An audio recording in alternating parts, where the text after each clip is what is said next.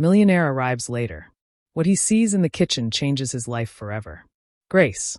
The soft voice came from behind her as she rinsed a bowl at the sink. Grace turned quickly, wiping her wet hands on her apron. Standing there was Oliver, his blonde head lowered, his small shoulders slumped under the weight of something far bigger than his 6 years. "Oliver," she said gently, her voice warm but worried. "What are you doing here, sweetheart? Shouldn't you be in your room with your toys?" He shook his head. "I don't want to play." Grace dried her hands and walked over. She bent down and scooped him into her arms, effortlessly, lifting him onto the counter. She brushed a lock of hair away from his forehead, noticing how pale he looked. "What's wrong?" she whispered, looking into his watery blue eyes. Oliver pressed his lips together, then suddenly asked, "Can I stay here with you?" "Of course," she said, cupping his cheek. "You can always stay with me, but tell me what's on your mind." He hesitated, glancing at the fruit bowl, at the dishes stacked neatly, at anything that wasn't her eyes. Finally, he whispered, "I don't have a mom." Grace froze, her breath catching. She had been expecting this day to come. Children always notice, always compare. But the way he said it, so plain and broken, pierced her. "Oliver," she began softly. "She left," he interrupted, his little fists tightening on his red shirt. "She walked away. My friend Jacob said his mom kissed him goodbye before school today. Liam's mom packed his lunch. Even Emma's mom came to watch her soccer. But me? I don't have one. Just you." Grace's eyes burned with tears, but she fought them back, steadying her voice. "Oliver, listen to me. What your mother did, it wasn't your fault. She made choices, bad choices, but you were never the reason." The boy's eyes lifted slowly to hers. "Then why does it feel like it's my fault?" His voice cracked. "Why didn't she want me?" Grace's heart nearly broke in two. She reached out and pulled him against her, his small frame fitting perfectly against her chest.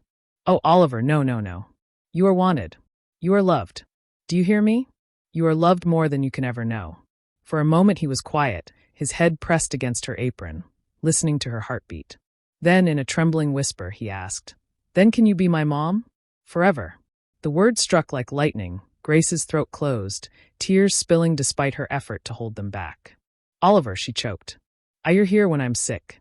You read to me at night when Dad's not home. You make me laugh. You hug me when I cry.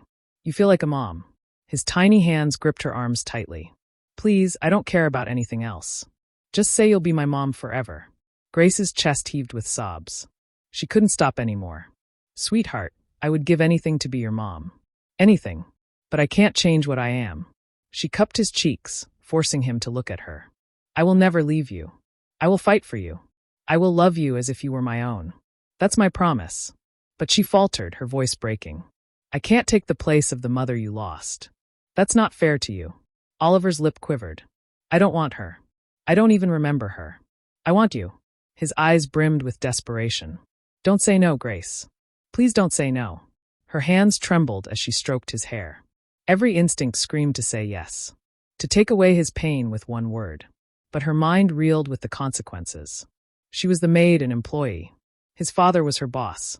Lines could not be crossed.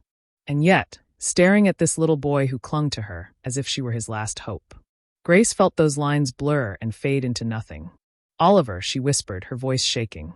"If it were only up to me, I'd say yes 1,000 times. I'd call you my son and never let you feel lonely again." But he interrupted, pressing his forehead against hers. "Then say it anyway, just for me. Nobody else has to know. Please." Grace's tears fell freely now. She kissed the top of his head, her voice barely audible. "Then yes for you, my love." "I'll be your mom forever," he interrupted, pressing his forehead against hers. "Then say it anyway. Just for me. Nobody else has to know. Please." Grace's lips trembled.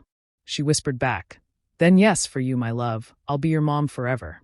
The words seemed to heal him instantly. Oliver clung to her neck, burying his face in her shoulder. His small body shook, but now with relief, not grief.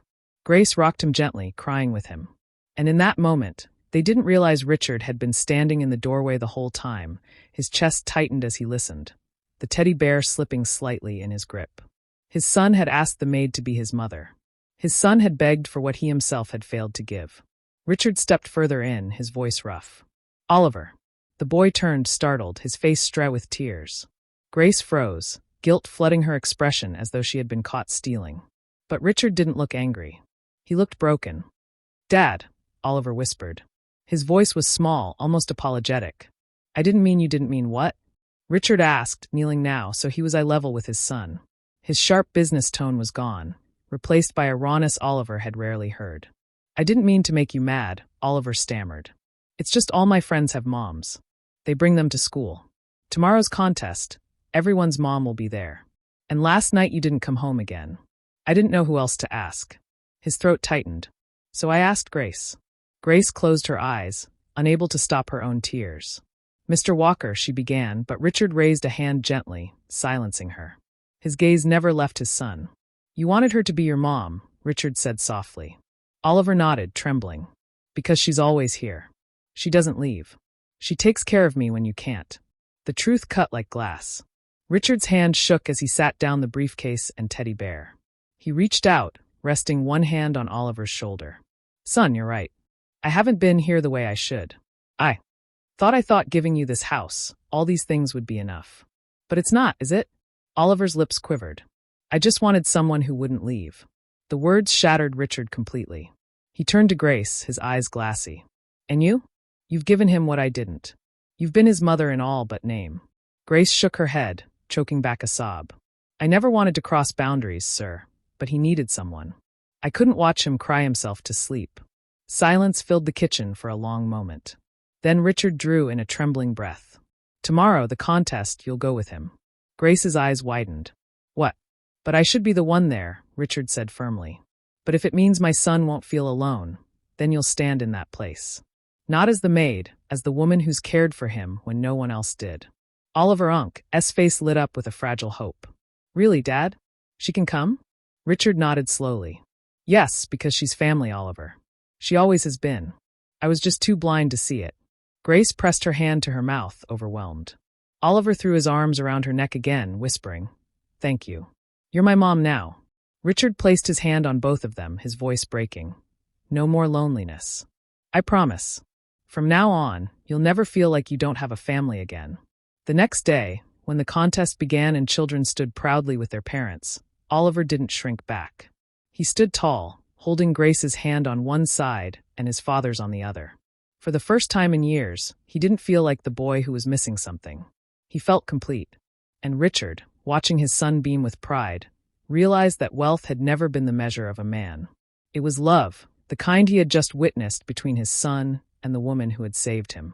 The millionaire's life changed forever that day. Not by the fortune he owned, but by the simple truth his son had spoken in a whisper. Be my mom forever. If you enjoyed this story, don't forget to give it a thumbs up and hit that subscribe button for more emotional, dramatic, and unexpected tales. And let us know in the comments where in the world are you watching from. We love hearing from all of you. Until next time, stay kind, stay curious, and keep watching.